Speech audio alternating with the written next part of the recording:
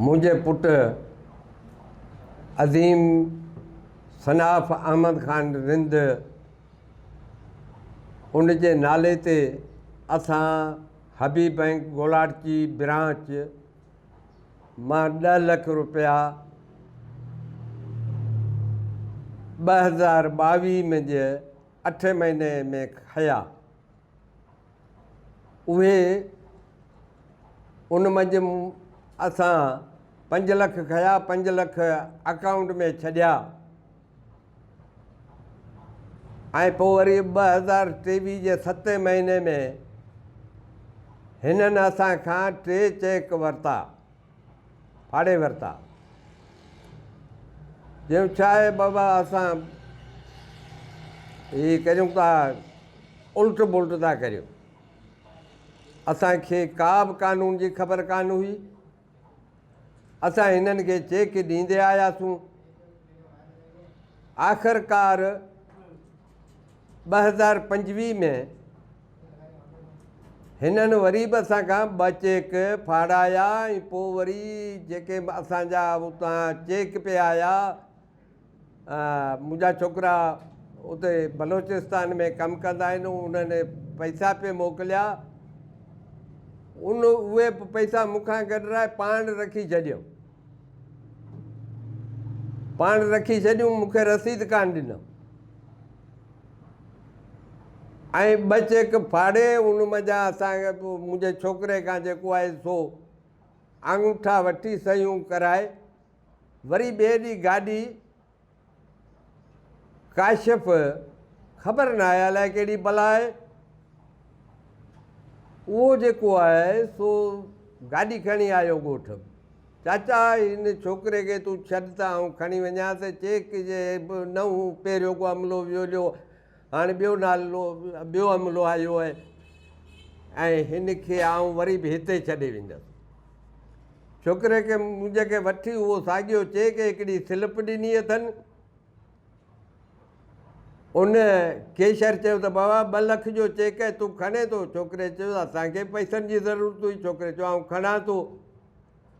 उहो खणी हिन जे पोयां 2 ॼणा लॻाया। काशिफ़ हिन खां ज़ोरी जेको आहे सो पैसा फुरे उते ई हथ कढी छॾिया। राति जो 12 बजे घर पहुतो आहे। हाणे हबीब बैंक गोलाची जे काशिफ़ उन असांखे रसीदूं जेके ॾिनियूं आहिनि, जेकॾहिं 3 लख पियारियूं था त रसीद घटि आहे। हीअ हिकिड़ी रसीद आहे, हीअ ॿी रसीद आहे। इन्हनि सभिनी में जेको आहे सो असां 2-2 लख 3-3 लख पियारिया आहिनि ऐं ॿिया जेके मुंहिंजा छोकिरा बैंक में जेको आहे सो हुतां अकाउंट में पैसा मोकिलींदा, उन्हनि जूं रसीदूं न आहिनि। ऐं हिकिड़ो सारियूं विकिणी, हिकिड़ो चेक मूं 2.5 लख जो जेको आहे सो नेशनल बैंक मां हिननि खे ॾिनो आहे, उनजी बि रसीद न आहे। तंहिंखां पोइ हेतिरियूं रसीदूं मूं पियारियूं आहिनि ऐं कर्ज़ु असां ते जेको आहे सो 5 लखनि मां वधी 10 लख अञा बि लॻो पियो आहे। असां सां वॾो फ्रॉड थियो आहे। इन फ्रॉड जी जांच कराए इन सभिनी इदारनि खे मुंहिंजी अपील आहे त असांखे पंहिंजो हक़ ॾियारियो वञे। हे सभु रसीदूं आहिनि असां ऐं ॿियूं असांखे के वियूं भलियूं आहिनि, छो जो असीं ॿाहिरि जा माण्हू अणपढ़ियल आहियूं। मुंहिंजो मुतालबो आहे त Supreme Court of Pakistan, army chief of Pakistan, नायब चेयरमैन इस्लामाबाद, नायब चेयरमैन सिंध, सदर Pakistan, State Bank of Pakistan, State Bank of Sindh, मुतसिब आला वफ़ाक़ ऐं सिंध, एंटी करप्शन वफ़ाक़ ऐं सिंध खां मुतालबो ऐं मुतसिब आला सिंध खां मुतालबो आहे त असांजी इंक्वायरी कराए असांखे पंहिंजो हक़ ॾियारियो वञे।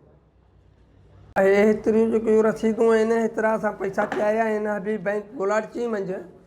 ऐं जेको काशिफ़ आहे उहो जेको सो माना असांजा पैसा माना हेतिरा अकाउंट में आया आहिनि, 2.5 लख बि आया आहिनि, 2 लख बि आया आहिनि, उहे ई साॻी हीअं माना असांजा जेके 5 लख अॻु में पयल हुआ ऐं उहे बि असांजा अकाउंट में पयल हुआ, उहे हिन अकाउंट में रुपयो बि कोन्हे जे केरु कढियो कंहिं ऑफिसर कढियाईं ऐं असां ते उहे 10 लख लॻा पिया आहिनि।